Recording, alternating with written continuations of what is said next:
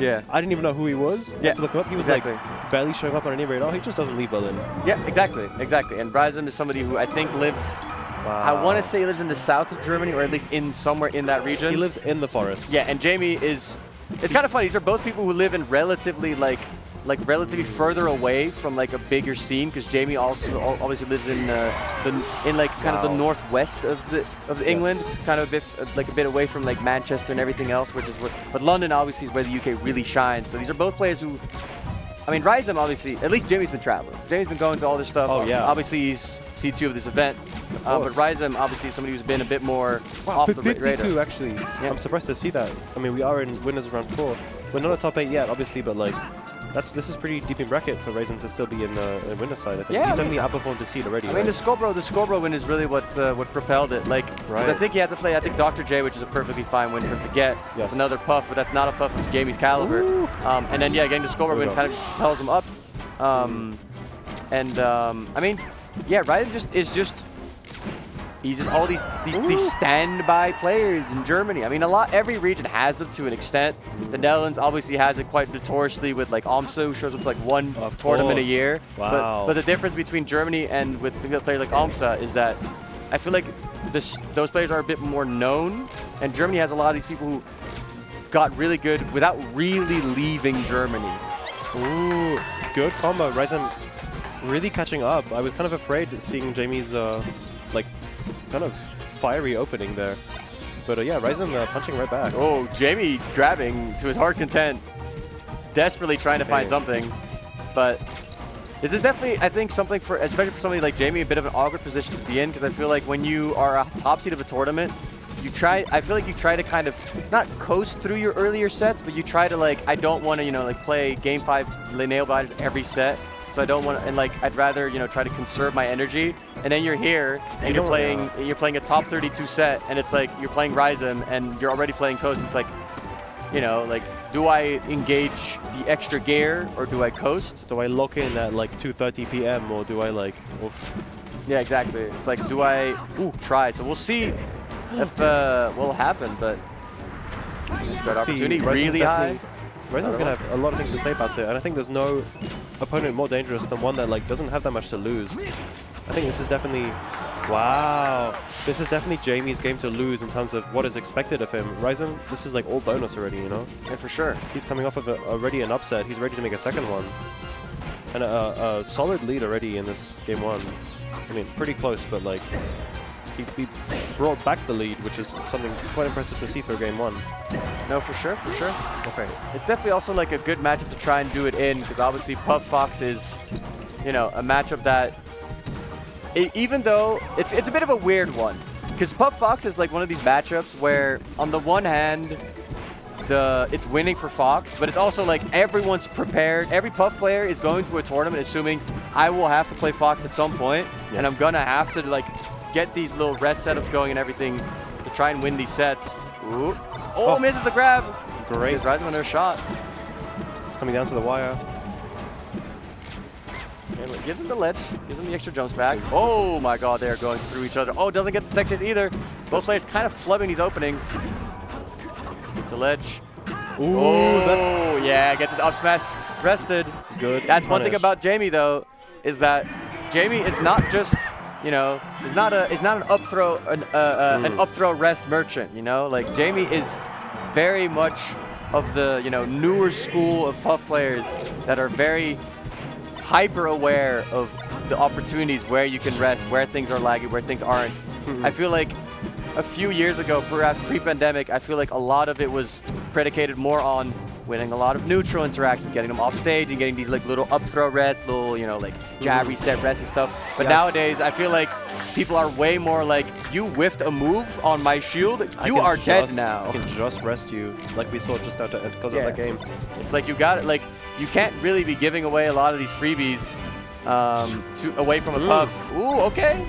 Goes for Dare, not really super confident being able to get the big punish on that one. This is Stadium. This is obviously the kind of go-to Fox counter pick. Ooh, up air, up air. Tries to kind of get a kill out of this, because obviously 62 is just death if you get a rest that isn't a star KO. There's up throw, single hit up air. Raisem talking to the crowd. having a good time. Definitely enjoying his time on stage. Germany definitely having a good time watching the boy play. Absolutely. And like we said, this is definitely Raisem's game to win. I think if he's seed 52, then most people are not going to be expecting him to be out here. Jamie was not expecting him to be out here. Probably Jamie was even practicing against Dr. Mario before this, you know? He might have been. He might have been. It's a bit of a weird matchup to practice for. There's not a lot of docs here, but it's definitely, but it's Fox, you know? Like, it is a matchup that I feel like if you're playing Puff, you are always prepared for, because I feel like it is the matchup that you're going to be playing. Like you're so right. It's especially Fox, you know. I mean, this is a German tournament. You know, there's Riggs, Astar, Nikki who could all be playing Fox against you, and that's just 3 off the top out of the many great Fox players that are here. I mean, you're also Jamie. I mean, you've played a lot. You played a lot of friendlies against Kingu. Like, you played a lot against like probably played a decent amount against the other Spaceys in UK. You probably play like Pi a lot. Like you absolutely. Know, like you're like if there's one matchup that you like think of when you go to a tournament that you probably will be playing at some point, it's Fox. Every player does this. I feel like almost every single player in the world is prepared to play a Fox. So like, as much as the general appearance of Raisem, the human, is perhaps a surprise, the appearance of a Fox in your path is not a surprise. And Jamie is trying to bring this back. He was down pretty far. It looked like for a while he was going to get 3 stocks or 4 stocks, but now he's at least kind of back. And with the punish game that you can have in this matchup and the little banana slip, moments that can happen, you can try and get this back. It is quite difficult though. Jamie, a very strong player in terms of like endurance and like not slipping up too much. That up smash, very good. As you said, just the awareness of even when you're down, even when you're like against the wall like this, looking for these little openings, going down into the pit, getting that tech. Oh no! Okay. I think Jamie went into the pit and then tried to tech his way out. He was like, I'm going to try and roll here, get a tech out so I could jump out of it. Yes. But that is going to be 1-1 for Raisem. This might be the first time that we see Jamie phased today so far.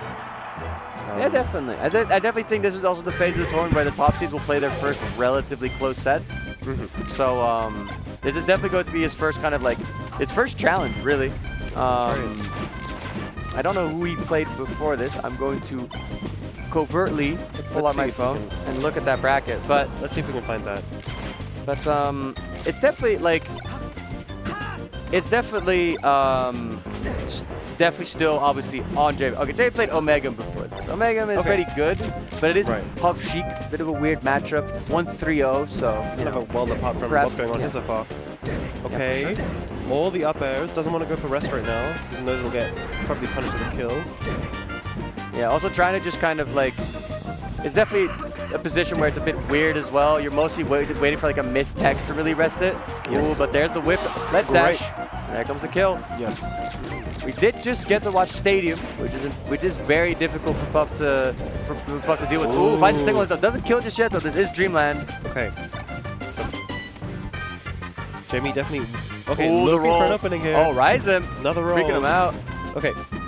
Definitely looking for some good openings here. Yeah, but catches the backer though. But catches is kind of falling off the stage. And that's going to give him a second stock. Raisem perhaps giving it away a little bit, but Jamie also good recognition on Jamie's part. So I'm learning about Raisem's playstyle by seeing him play right here. He doesn't strike me as an old school Fox. It feels like someone with a lot of the modern movement, a lot of the modern tech, and he definitely feels like he has the answers. Wow. Well done. Great rest. Yeah. A 4-stock right back, by the way. Crowd is okay. Well, I mean, it's getting there, Puff. yeah. I mean, a Puff 4-stock is quite difficult to get if you're going to start resting. Absolutely. But this is a very difficult position for Raisem to be in, obviously, because Jamie definitely turning on the afterburns a little bit after that Stadium game. Jamie reminding us of why he is seed 2 and not someone who people have forgotten in this tournament. This is not his first rodeo, and he knows how to play against a very aggressive Fox with the lead, huh? Great kill though, because it's on the side plat, gets that up throw. Amazing combo by Raisem. It's still difficult though, it's 50%, and obviously this is a Puff that gets 2 bears. Yep, that's going to be that. Surely. Rolls up the ledge, get Fox up attack, McCloud. and yeah. Okay. Yeah, there's not really a lot for him to do there. He kind of just like hopes that there's like the puff will miraculously SD, I suppose. Hey, sometimes it happens. Oh, if there's one thing I know, it's I've seen puffs from the north just randomly SD for no reason. I'm not naming any names in particular. But if you know, you know. Let's go. Game 4, now on Fox's counter pick.